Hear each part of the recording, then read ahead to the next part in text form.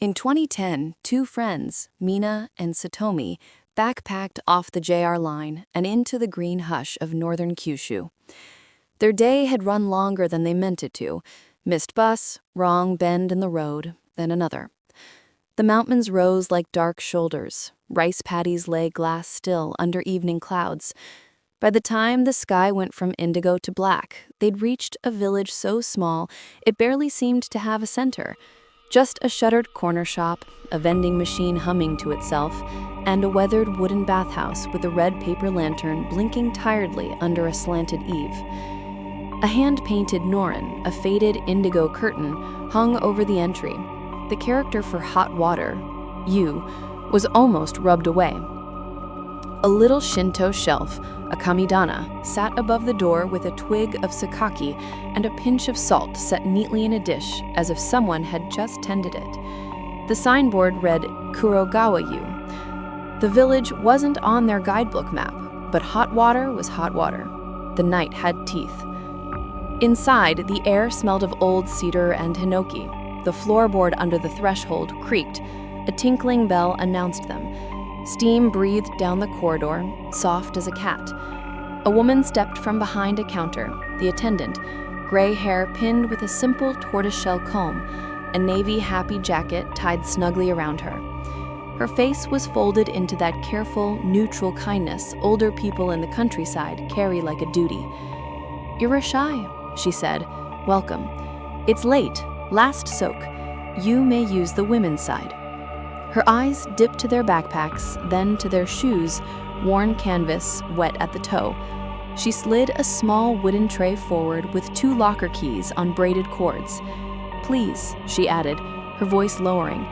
"No phones, no photos. Be respectful. Clean yourselves before entering the bath." She hesitated, as if choosing what else to say, then added in a voice almost too soft to hear, "After the closing bell, do not sit at the sixth bucket."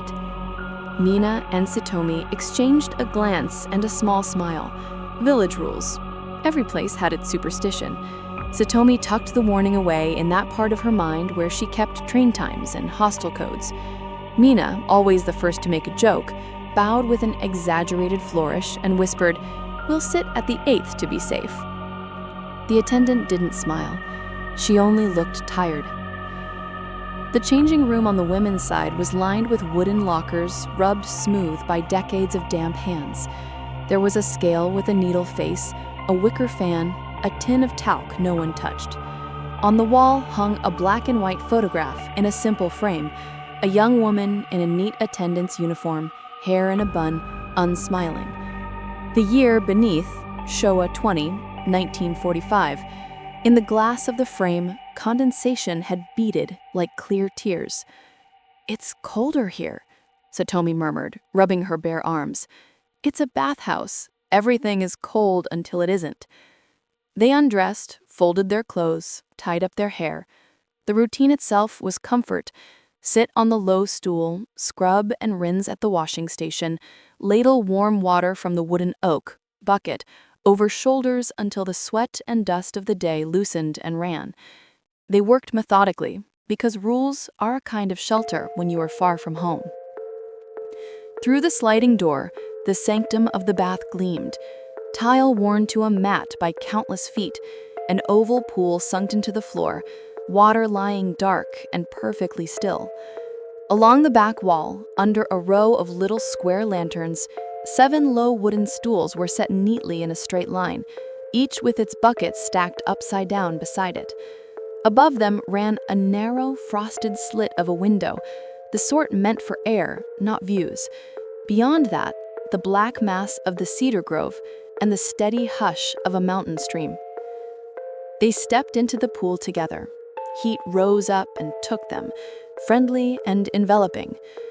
The first sigh came out of Satomi like a confession. Mina smiled. For several breaths there was only the floating relief of it, the simple animal gladness of warm water and a roof. The lanterns hummed faintly. Somewhere, water ticked from pipe to drain with a patient metronome. After a time, Satomi said, cautious, "Do you ever feel like we're being counted?" Mina gave a short laugh. By who? The shampoo gods? Still, she looked at the 7 stools, at the way the lanterns seemed a fraction dimmer over the 6th in line, and felt the little seesaw in her chest she always felt in new places when the room seemed to know more than she did. A gong sounded, hollow, gentle, but final, somewhere toward the entrance. The air changed a little. Mina couldn't have said how, only that the warmth seemed to settle lower in the pool, leaving a layer of cool just at the surface, as if the bath had exhaled. The lanterns lowered a shade. In the washing area, one of the pull chains clicked by itself, the shower head sighing and then falling silent again. Footsteps. Just the sound of them, wet on tile, unhurried, coming from the washing stations behind them. Mina turned with a smile ready for another bather's nod. No one stood there. The footsteps went on for 3 more beats and stopped precisely behind the 6th stool. The bucket set beside it rocked once, a little seesaw of wood on stone. No draft, no human hand. "Let's go," Satomi said, almost in a whisper. "Mina, now." 5 minutes, Mina said automatically, clinging to the idea that superstition was only a small theater a person performed for politeness. Her voice didn't sound like hers. The humming began so faintly, Mina thought it was inside her own skull. A woman's song, tuneless the way work songs are, not pretty, just steady.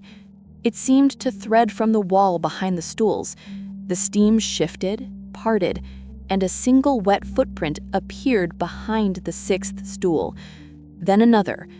They led not from the door, but from the plaster itself, as if something had pressed through from another room. The prints were small, slender, a young woman's, and they ringed the stools and faced inward. Satomi was on her feet already, water running off her calves. "We're leaving," she said. "Now." They moved together along the inside lip of the pool, slow, careful, the way you cross a stream on slick stones. Their towels waited on hooks beyond the line of stools, and to reach them they had to pass the 6th. Mina kept her eyes on the hooks, on the tiny embroidered maneki neko on her towel's corner, on anything but the empty stool and its bucket. The humming paused. Something like a hair, long and dark and wet, drifted from the steam and clung to the back of Mina's knee. She made a small, surprised sound and shook it off without thinking. Her foot slipped. She windmilled for balance, and the nearest surface to catch her weight was the low plank of a stool. She sat, hard enough for the wood to thuck against tile. She didn't look. She didn't have to. The number 6 was carved on the seat. A cold weight settled across her shoulders, as if someone had placed their damp hands there and leaned, exactly as an attendant would do to steady a wobbly guest. Except no one was visible. The pressure had the mercy of habit in it. It did not feel cruel. It felt like someone refusing to let go. A breath like water moved against her ear. "1," the voice said, not particularly loud and not unkind, and Satomi made a sound that was almost a sob and braced both hands under Mina's armpits and pulled. Mina rose a fraction, and the weight pressed down again, patient. A ring of footprints bloomed around them now, each appearing with a small, wet punctuation, turning so that each set of toes pointed toward the 6th stool. "2," said the voice, from the tile, from the pipe, from the tiny window slit. "3. "Don't look back," a voice said from the doorway. The attendant, her hands white on the frame. "Don't answer. Don't give your name. If she counts you to 7, she keeps you." Satomi's face flashed fury and pleading. "Help us." The old woman shook her head once, tears suddenly in her eyes. "I can't touch her when the bell has gone. It must be respect, or a trade, or a broken sum." The bathwater's surface changed. Faces rose in it. Not like phantoms in a drama, nothing so theatrical, just the ordinary miracle of reflections not belonging to anyone in the room. The hair on those faces floated, The mouths worked as if speaking underwater. The humming went on. It was not meant to frighten. It was a habit practiced so long that it had become a law. 4, said the voice, almost satisfied. The attendant's voice spoke again to the air, or maybe to the wall. You waited when the men didn't come back. You kept the water hot when there was no fuel. You boiled what little you had so the old could soak their knees. You counted so the bath would live the winter. You were a good girl. Satomi's fingers trembled against Mina's skin. What does it want? The old woman swallowed. It wants the ledger to balance. There were 7 who came each night, then 6, then 5. When the 6th seat is filled after the bell, the sum completes itself again. Anyone can be the missing number. Travelers are easiest because no one looks for them here. The narrow window seemed to darken further. A small Jizo statue, Mina hadn't noticed it before, sat on a ledge in the corner, tucked near a bucket stack. Someone had left a red bib around its neck, a coin, and a white paper slip with a hand-brushed character for warding. The paper was soaked. 5, said the voice. Please, Satomi said, and Mina realized she was speaking not to the attendant, but to the room. We were only passing through. She didn't mean to sit. She slipped. She's tired. Take something else. The old woman's voice sharpened. Not something. The count. You can break it by moving her before 7, or by trading a place, or... She hesitated. By respect. Satomi's eyes went to the bucket she'd almost kicked, and in that practical way she understood. She bowed where she stood, all the way to the tile, palms pressed to wet stone, the old formal apology that meant, I have stepped wrongly into your space. I'm sorry, she said into the steam, voice shaking but clear. I didn't know you were still waiting. You waited a long time, didn't you? You can't be alone here. Don't make her be the one to stay. Please, let her stand. The weight on Mina's shoulders lightened, the way a current in a river shifts when a branch is pulled free. The humming changed key, a tiny turn towards something like relief, and then 6, the voice whispered, as if savoring the number. The old woman's breath hitched. One more, she said, the words almost a prayer. You may offer a place. The bath must be tended. The numbers must be kept. A 5th and a 7th can hold the ledger. No one at 6. The house stands. Others go free. Mina shook her head, small and desperate, reading what Satomi was already thinking. No, you're not. Satomi's hand squeezed her wrist. Her eyes were steady and wide and full of something so simple Mina felt her throat close. I won't make her count alone, Satomi said, to the room, to the wall, to whoever had hummed herself into a rule. Take me at 5 and 7, not her at 6. The air listened. The ring of footprints held still as if poised on a step. The tiny window slit caught a gleam like an eye. Name, the voice breathed, curious and childlike. Satomi didn't answer it. She did the one thing Mina had never envied her for, and now loved her for with all the strength she had. She kept to the rule.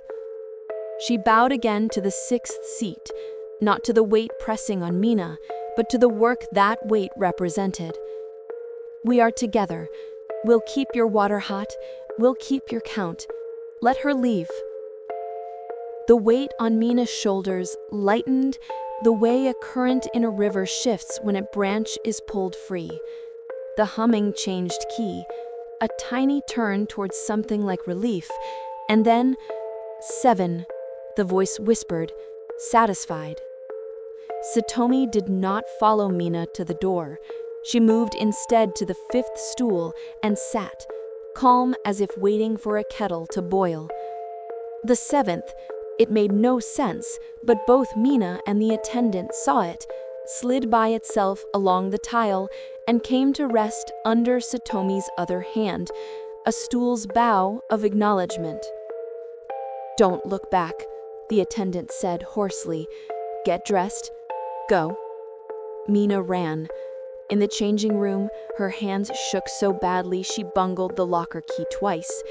She snatched her clothes, and against the warning, and against every story she'd ever heard, looked at the photograph on the wall. The young attendant from 1945 still stood there, neat and grave.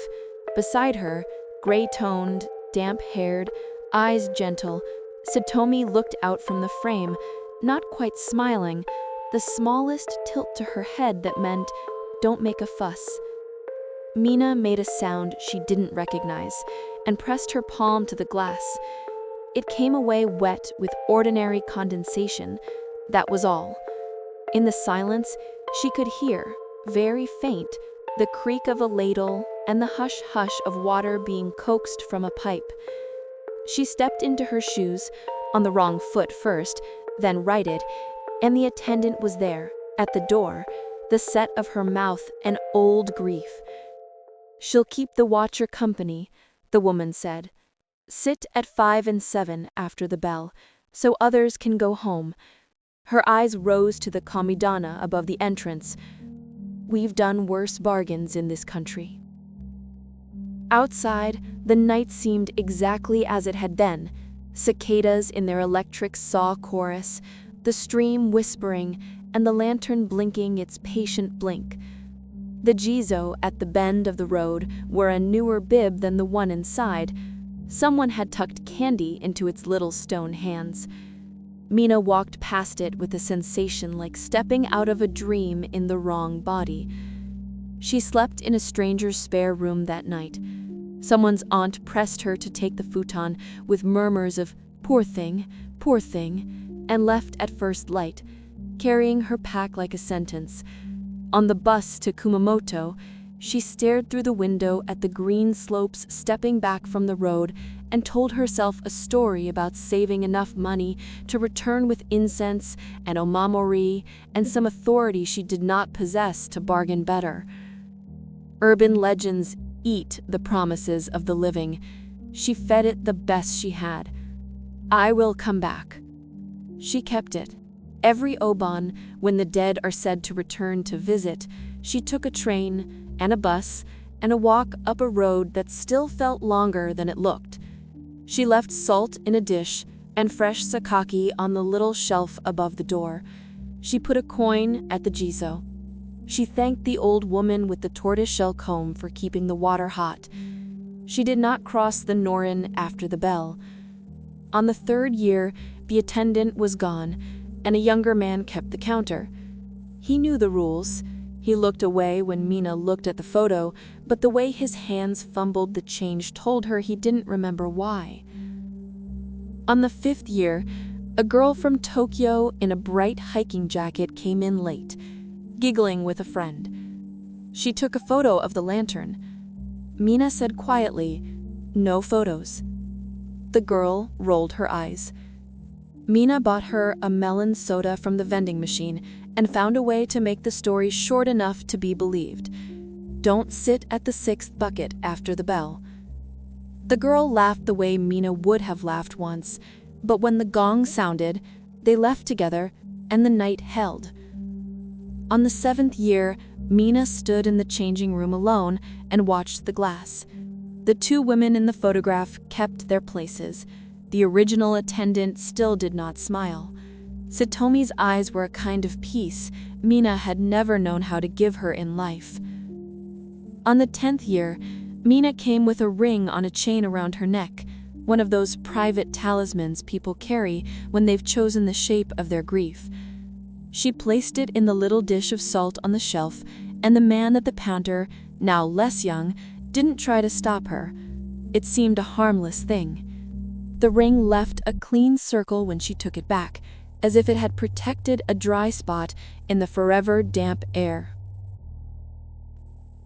On a winter night in the 11th year, snow dusted the cedars like sifted sugar. The road was icy. 2 travelers came late, a middle-aged couple from Fukuoka who apologized for the hour, bowing 2 times.